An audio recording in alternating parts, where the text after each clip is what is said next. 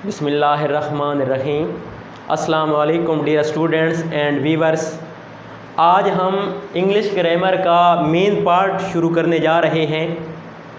अगर ये हिस्सा हमने तरतीब के साथ जो है इसकी शुरुआत की है कि हमने मेन हिस्सा आज इसका डिस्कस करना है, जिसको टेंस भी कहा जाता है, और हम बिल्कुल एक तरतीब के साथ चलेंगे। हर टेंस को जो है वो बेहतरीन करके प्रॉपर अंदाज में जो है वो समझाएंगे, और हर टेंस को तरतीब के साथ देखने के लिए, तरतीब के साथ सुनने के लिए हमारे चैनल को सब्सक्राइब करें। हमारे चैनल को सब्सक्राइब करके साथ लगे बेल आइकन बटन को ज़रूर प्रेस करें, क्योंकि हमारी हर आने वाली नई वीडियो आप तक पहुंच सके।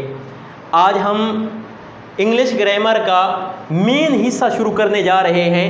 अगर आपको इंग्लिश लैंग्वेज में, इंग्लिश ग्रामर में टेंसेस नाम की चीज़ नहीं आती, उसके कंसेप्ट आपके क्लियर नहीं हैं, तो आप कभी भी ना कोई लेटर लिख सकते हैं, ना एप्लीकेशन लिख सकते हैं, कोई मजमून, कोई भी चीज़ आप अपनी तरफ से आप जो है वो बिल्कुल कर भी नहीं सकते। ये मेन हिस्सा है इंग्लिश ग्रामर का। अगर ये नहीं आता तो आप जो है इंग्लिश का कोई चीज़ भी कर ही नहीं सकते। सबसे पहले टेंस हैं, ज़माने हैं तीन। ज़माने हैं तीन। आपने जो है वो बाएं हाथ को ले लें, बाएं हाथ को ले लें। आपका ये जो बायां हाथ है, इसको सोच लें कि आपकी सबसे जो ये छोटे वाली फिंगर है, आप इसको जो है वो तरतीब के साथ देखें कि ये जो है 1, 2 और ये तीन आपके ज़माने हैं।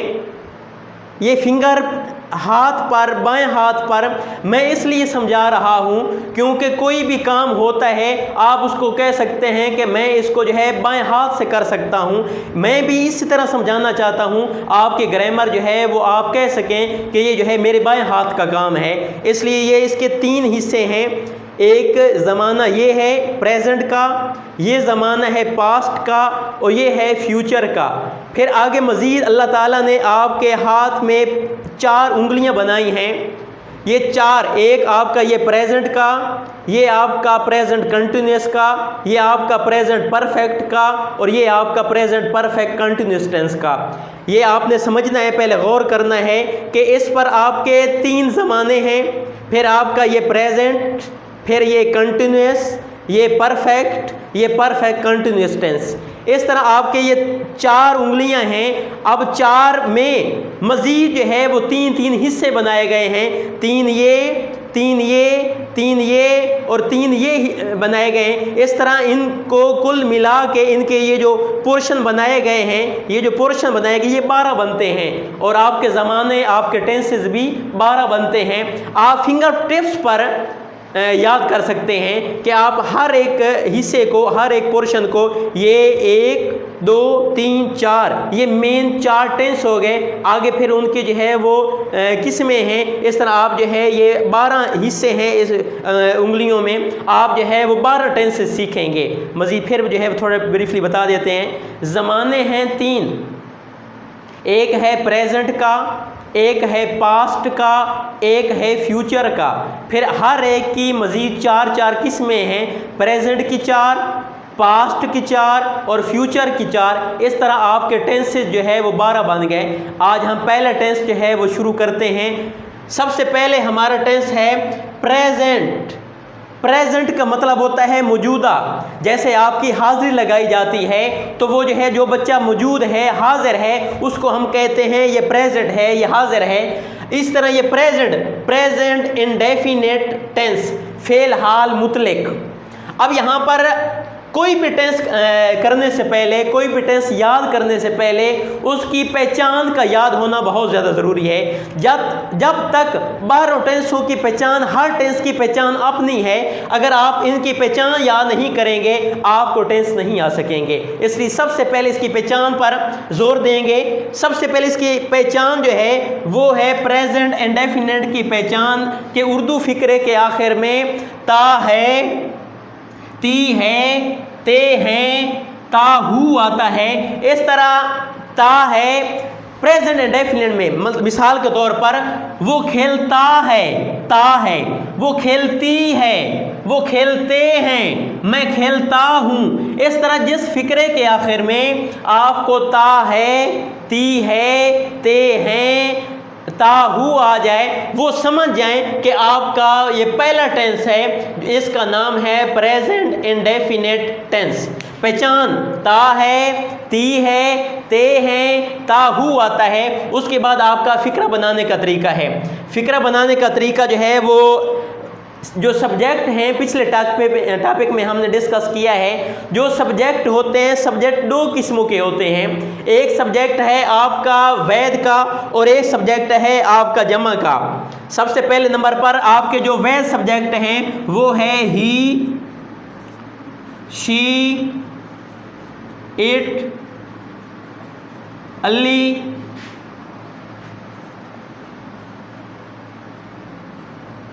शुमैला। ये जो सारे हैं वैध हैं।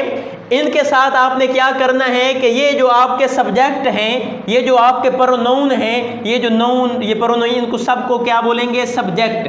क्या बोलेंगे? सब्जेक्ट। ये आपके हैं सब्जेक्ट। अगर आपके ये सब्जेक्ट वैध हूँ तो आप जो है वर्ब की पहली फॉर्म इस्तेमाल करेंगे। ये फार्मूला में मैंने लिखा है कि एस से मुराद एस फॉर सब्जेक्ट और फर्स्ट फॉर्म ऑफ वर्ब, आपने पहली फॉर्म यूज़ करनी है। अगर काम करने वाला जो है वो वैध हो, काम करने वाला ये वाले लफ्ज़ हूँ, ये वाले जो है ये प्रोनाउन, ये जो नाउन हूँ, इनको सब्जेक्ट कहेंगे। उनके साथ आपने एस या ई एस का इजाफा करना है। मिसाल के तौर पर ये है कि वो गाना गाती है। अब यहाँ पर ये काम करने वाली लड़की है, अकेली है, इसलिए इसके साथ ये जो वो है, इसके लिए हम इस्तेमाल करेंगे शी। उसके बाद गाना जो है ये आपका वर्ब है, ये जो है वो वर्ब है। इसका है क्या है होगा कि ये शी सिंग, यहाँ पर शी सिंग है, पहली फॉर्म आई है। आप जो है पहली फॉर्म के साथ आपने एस या ई एस का इजाफा करना है। अब किसके साथ ई एस का करना है मैं बता देता हूँ। जब आपके फ़िक्रे के आखिरी लफ्ज़ों में आपका आ जाए एस, एच, एस, ओ, अगर ये तीन लफ्ज़ आ जाएं आप इनके साथ लिखेंगे ई एस। इनके अलावा कोई भी आ जाए आप उसके साथ सिर्फ और सिर्फ एस लिखेंगे। ये फिर सोच लें, समझ लें कि जब किसी भी लफ्ज़ के आखिर पर, मिसाल के तौर पर जिस तरह है ये है, आ जाता है वाश, आप इसके साथ क्या लगेंगे? आप इसके साथ लगाएंगे ई एस।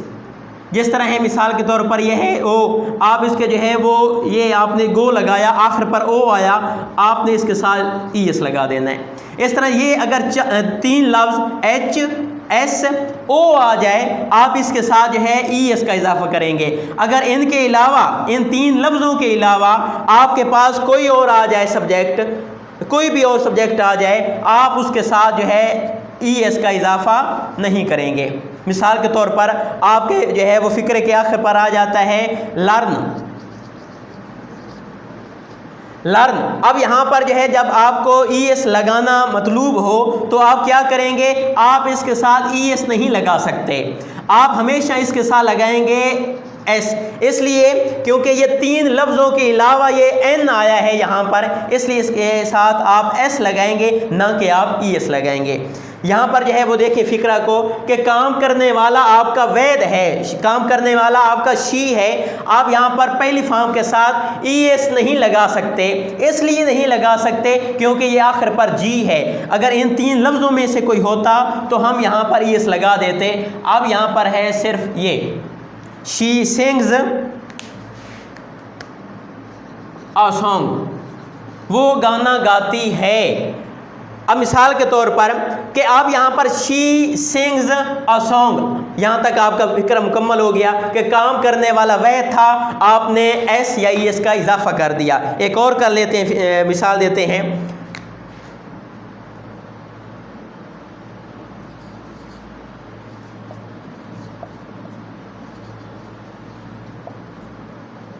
अली क्रिकेट खेलता है।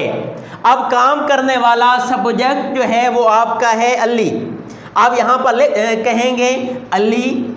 अब यहाँ पर काम करने वाला कौन है? पिछले लेक्चर में हमने पढ़ा है कि वर्ब, काम करने वाला क्या है? First form of verb. Verb क्या है? वर्ब यहाँ पर ये क्रिकेट नहीं है। क्रिकेट ये जो है ये आपका खेलना जो है, खेलना, कूदना, नाचना, ये आपका वर्ब है। अब खेलना की अंग्रेजी क्या होगी? आप यहाँ पर कह सकते हैं प्ले क्रिकेट। अब यहाँ पर काम करने वाला वैद है, ये प्ले लगाएंगे, ये फिक्रा गलत हो गया है ग्रामर के हिसाब से। अब यहाँ पर आप अली प्ले कहेंगे, अब ये गलत। अब यहाँ पर सोचना है कि वाई आखिर पर आ जाए, क्या हमने इसके साथ ईएस लगाना है या एस लगाना है? अब आपको समझ आ गई, इन तीन लफ्ज़ों के अलावा ये वाई आया है, इसलिए इसके साथ लगाएंगे आप S. Ali pledge cricket, Ali cricket खेलता है। आगे जो है वो इस तरह वैद जो भी आपके होंगे ये सारे के सारे ये वैद हैं।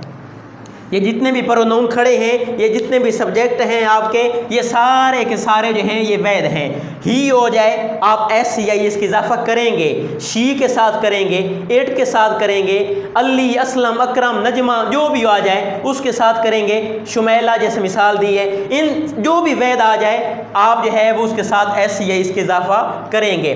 अब हम बात करते हैं जमा की, कि अगर काम करने वाला जो है फ़ैल जो है सब्जेक्ट जो है वो आपका अगर काम करने वाला जमा हो तो फिर आप क्या करेंगे? काम करने वाले जमा जो है वो आपको बता देते हैं। काम करने वाले जो है जमा जो है वो दे हो सकता है, ये ही की भी जमा दे है और शी की जमा भी दे है।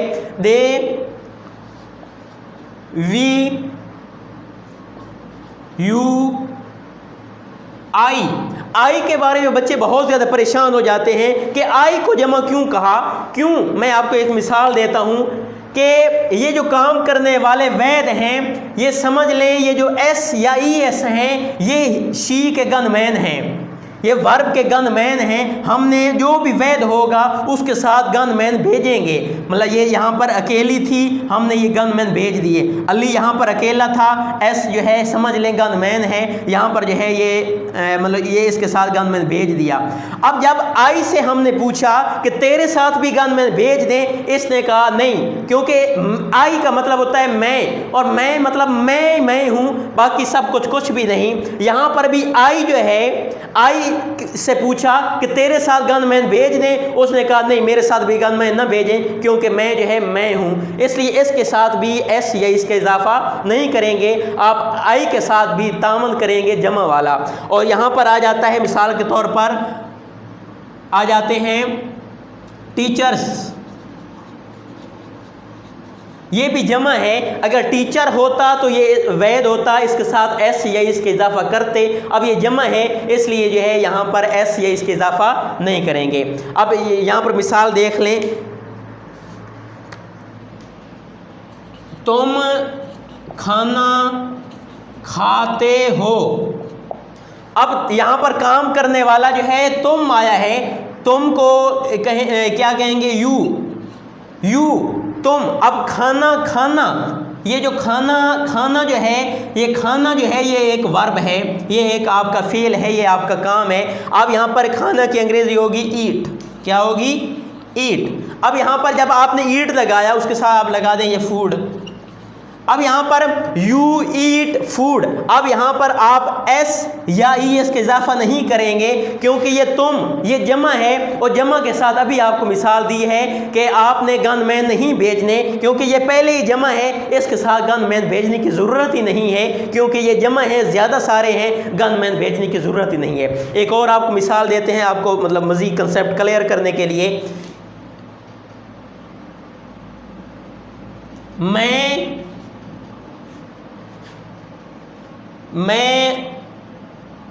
गाना गाता हूँ।